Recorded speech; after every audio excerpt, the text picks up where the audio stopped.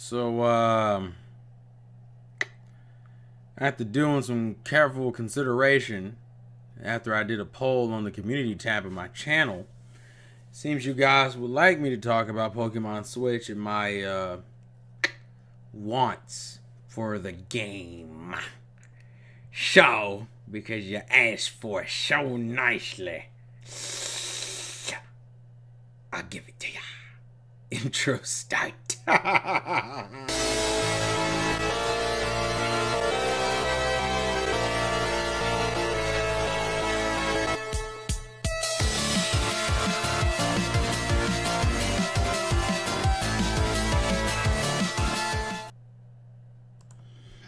Yo, what's up guys, the Insane Game Freak here. So, Pokemon Switch. It doesn't matter what happens to this channel, Pokemon will always be a pretty major part of it. So I guess it's only right for me to address the switching of the Pokemon franchise. It's kind of fucked up because if you know the other definition of the word switching, it's weird. You know what? It's fine. A lot of you are too young for it. Don't worry about it. If you ask somebody older than you, you might get your childhood ruined, so don't do it. It's fine. Anywho, so let's talk about Pokemon Switch and things I think that need to change. I kind of have to do a little backstory on how Pokemon has been so far to get into it, but for most of these changes, you'll understand it from a general premise. So the first thing would probably be exploration in a 3D space. And some of you would say, well, it's not like Pokemon doesn't have exploration now. But here's the thing. Pokemon, I think, did the best it possibly could with 2D exploration all the way up until Generation 5. After Black and White 2, it was like, I don't think you can really do anything else with exploration as far as a 2D space is concerned, or what Pokemon had started turning into by that point was 2.5D. And then Gen 6 came out and said, we're going to start with 3D models and we're going to go the full 9 yards. And it took us until fucking Gen 7's second game before we got like full circle pad 360 motion. So, needless to say, going into a 3D space kind of reset us a bit. Because although there are open areas in Sun and Moon isn't what I would necessarily dictate as a insanely open game. Particularly the original Sun and Moon, more so than Ultra Sun and Moon. Ultra Sun and Moon is a little bit more open, but not by much. And I think it's partially just coming down to the restrictions of the hardware. I mean, obviously, because there are other things on here on this list I can mention, like, oh, well, we need to fix the frame rate. Well, that's once again, I think it's the restrictions of the hardware. The 3DS, I think, is taking Pokemon as far as it possibly could, and I don't think it can take it any further, especially if the games from now on are going to be in 3D, which I would suspect it's going to be. So the first thing on my list is literally just having real, expansive 3D worlds, which I think will just come naturally with the transition to a more powerful console and more tools to work with. You got to think about it, the strongest console that Game Freak themselves have put their hands on is the 3DS, which is the equivalent to like a GameCube. And not even like, I would argue even then, I don't even think it's as strong as a GameCube. I think it's around GameCube power.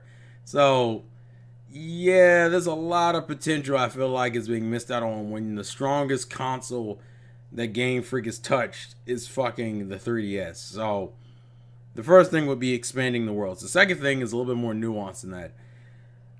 They've been saying recently, I think in recent interviews, they've been saying how they want the next Pokemon to be a more disruptive game, something that really shakes the formula to its core. And considering we've been getting, that seems to be a running theme on the Switch, where Mario has done that and Zelda's done that.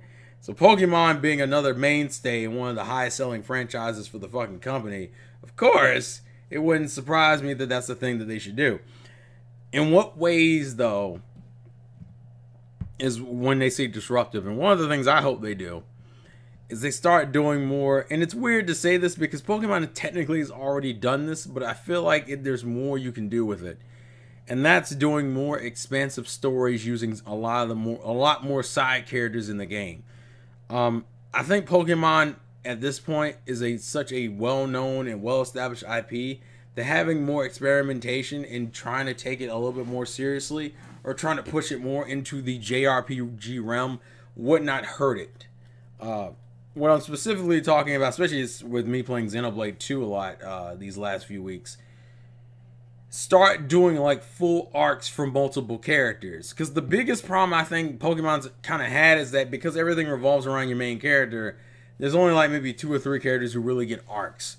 I mean, they started, and it wasn't like they haven't been doing this since like Gen 2 at least, but it was always like 1 or 2 characters. Like it was either gold, it was either silver, or maybe even the later games you only had like, what was it, Charon, Bianca, and N were the only like were 3 characters who were getting arcs. And even in Sun and Moon, you got Gladion and Hal and Lily.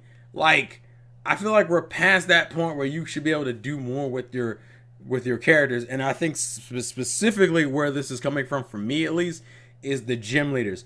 I think those are the most wasted characters in the fucking franchise, because they all have these unique designs and these unique quirks, and they literally just serve to be a boss who sits in a building and does nothing. One of the reasons why I love Gen 5 so much is because Gen 5, at least Black and White 1 anyway, pushed their gym leaders where they were out doing things. They were a part. That's one of the reasons why I appreciate that you had characters like Elsa who had other jobs. Like, I think she's a model. I think Skyla was running, I don't know if it's an airport, but Skyla was like a pilot, I believe. Even in Clay, it was a miner. And granted, it's not really a lot, considering they all kind of correlated with their types, except for maybe like Electric and Elsa. And even then you could say, oh, it's a showy appearance. And of course, electricity explodes onto shade. It's like one of the most showy elements. That doesn't necessarily sound the best, but you get the general idea what I'm making here. I feel like we need, and it was weird because you even had characters in other generations that had potential for these things. Like, for example, I believe it was Maylene in Gen 4 who had that weird confidence issue. Now, I might be thinking of the anime more than the games, but I thought it was at least in the games to a degree. It may not have been, but just the fact that you got all these gym leaders. Think about it. Game Freak makes 8 of these motherfuckers every generation, and they usually just serve a basic purpose. Here's a puzzle, do the puzzle, fight my underlings, fight me, here's your badge, here's a TM, get the fuck out. I might do something really plot related later on, but in a really minor and pointless fucking way, but that's about it. Those characters are fucking wasted, and it's to me it's a fucking shame, because some of them have really good designs. They have really good designs, and then granted, Game Freak's been getting better with this, but I feel like new generation, more expensive world, that should be something that changes. The other thing I would argue is difficulty settings. Jesus Christ. I understand that Pokemon, just like a lot of other franchises, are geared towards children. And of course, you don't want a children's game to be too hard. But I think you're missing the fundamental appeal to Nintendo games. Nintendo games are for everyone. And the one thing you can do that would make everybody happy is put a hard mode, some level of difficulty slider for Pokemon. Because my God, that was one of the worst things that had been happening to Pokemon for a while. Especially Gen 6 is the most offensive to me. Of the games getting so insanely easy and so insanely like almost play yourself in nature, because it was like, fucking knew it was gonna happen. Because Pokemon, like Gen 6 was the absolute worst, where you were getting free Pokemon like for like the first, third of the game. And it wasn't like it was like some low level bullshit Pokemon. You were getting things like a Lapras, a Lucario, a fucking Gen 1 starter, which in themselves are beasts. Why in the fuck were all these Pokemon being given to you? Like, I understand, like I said, it's the game's for children, but I feel like I should have the option to opt out of some of this shit. And obviously you have the option of not using the Pokemon, but if you're giving a strong Pokemon, why the fuck not? I just feel like maybe it's about time we start appealing to the older fan base when it comes to the later generations of Pokemon. And another thing I kind of hope for Pokemon Switch is that the Pokemon Ride thing is a little bit more. And I think even Gen 6, I think for one, I want Pokemon Ride to continue.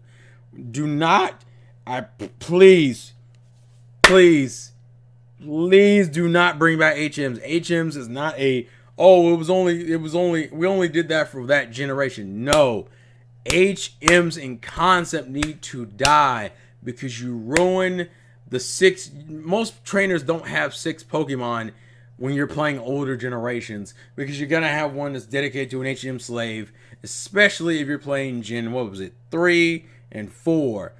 Even Gen 2 and 1 weren't the greatest, but 3 and 4 definitely you had to have an HM slave because it was so fucking stupid that my progress was halted because I didn't want to teach my Pokemon a fucking HM move. Pokéride needs to continue, and it needs to be a little bit more. And I think, granted, with the more expensive world, Pokéride will get more real usage and more fun usage, and even Ultra Sun and Moon started to streamline it a bit. It just needs to be, because the biggest issue with Sun and Moon's Pokéride system currently is that you had Pokemon that literally just trumped each other. Like, why ride Lapras when I can ride Sharpedo and break rocks? What was the other one? Why the fuck do I need to have Stoutland and Tauros when Stoutland's only appealing factor is that he's essentially an item finder? I feel like you could have just upgraded the Tauros with an item finder gear. Like, it just doesn't make sense. There's no point in doing that shit. And it's just fucking annoying, to be honest with you. I mean, if I had to be perfectly honest, it's just fucking annoying that that you had 2 Pokemon that did almost the exact same fucking thing. And it literally, the only reason why you have 2 of them is just because it was like, well, we need to add another upgrade for traveling in water, but we can't give it to Lapras, so we'll just give you Sharpedo. Well, then I have no reason to use Lapras anymore. And I think they'll get more use out of it anyway. And the fact that it being on the Switch, we'll start getting that fully immersive Pokemon world that Ultra Sun and Moon was kind of leaning into, where you're starting to see Pokemon in the area doing things and working with people. And they've always been like that, but it's gotten more and more prevalent as the game's gone on because of the graphics and because of power. The Switch, it should really feel like a full fleshed out world. The other thing that I would like to see in Pokemon Switch, and this is debatable, but if you want to shake it up, maybe have alternate paths in the sense that maybe if you're going to have 2 different versions, maybe have both of those versions take 2 different roads. Kind of like what the Pokemon Black and White anime movie was trying to do with the whole, if you watch the Zekrom movie, Ash is riding Reshiram, and if you're watching the Reshiram movie, Ash is riding Zekrom. But maybe having the different versions of the game have different choices you can make, and that can lead into different options. It's weird because Pokemon's been kind of experimenting with dialogue options, but it doesn't mean anything in the game. Like, especially I would say I think it's in Gen 5. I probably would say Gen 5, Gen 6, and Gen 7 started bringing up dialogue options. But the dialogue options in the game don't mean anything.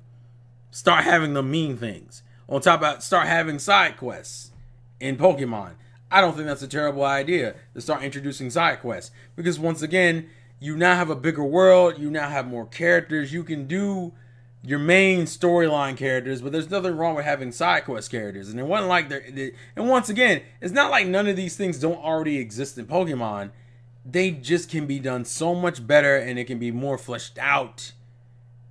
And it also helps with the post game, because that's been another thing lacking from Pokemon since probably Black 2 and White 2. And I guess maybe in Ultra Sun, Ultra Moon is probably the best attempt at kind of revitalizing post game. But Jesus, dude, I would love, and I mean this, I would absolutely love side quests and more side stories with the gym leaders. Because, you know, Pokemon just, it was weird. Pokemon's kind of hit this weird point where it doesn't really go full RPG when it could. And just having the option to, especially with all of this recent stuff in the games about the Fallers and the alternate dimension theories, especially with Xena and Horus and shit, and you're just like, you're obviously trying to tell a certain type of story, sir, but you're like playing around with it. You won't just tell the fucking story. Well, if you don't want to tell the story in the main games, tell them in side quests. Push it in like post game. Don't run away from this cool ass lore you have, because Pokemon has fucking amazing lore that a lot of it just doesn't get approached as much, especially when you realize some of the lore behind some of these Pokemon, especially with their janky as fuck Pokedex entries. You could just do side quests based off the Pokemon themselves, like a side quest where these children are disappearing and it's a fucking drift blimp trying to steal their souls. It's kind of dark. I mean, you don't have to say it. You don't have to say it specifically like that. But the drift blimp is trying to steal children. I mean, you could just say that the drift blimp is running around kidnapping children. That would be something you could totally do as a side quest, and it's something really basic. Maybe the drift blimp is like a long forgotten Pokemon that may even have the abilities of a totem Pokemon. There's a lot of fucking room there for experimentation. I just hope that Pokemon Switch is really willing to take some risk and really willing to revitalize. Because I think literally you can make Gen 8 without making brand new Pokemon, and just literally just make the game more expansive and story focused. I don't think, like, the new Pokemon thing is always cool, and of course that's a part of the game. Gotta catch them all. But I think not having it for this gen and really focusing more on the adventure itself might do the game some good. I don't know. That's just me. I started having that mindset like in Gen 6. Coming out of Gen 5 or in beginning of Gen 6, I was like, I don't really need a new generation where it has like 100 and some new Pokemon. I think they just need to expand on the core mechanics of the game. So those are my basic hopes for Pokemon Switch. But please leave your thoughts and comments in the comment section below. Thank you guys for watching. I'm probably going to do more polls on the community tab, so stay subscribed so you can see those. So I can figure out what you guys would rather see first and then second. So anyways, this has been the Insane Game Freak. Life's a game. Play to win. And I will catch you guys later. Peace. Oh.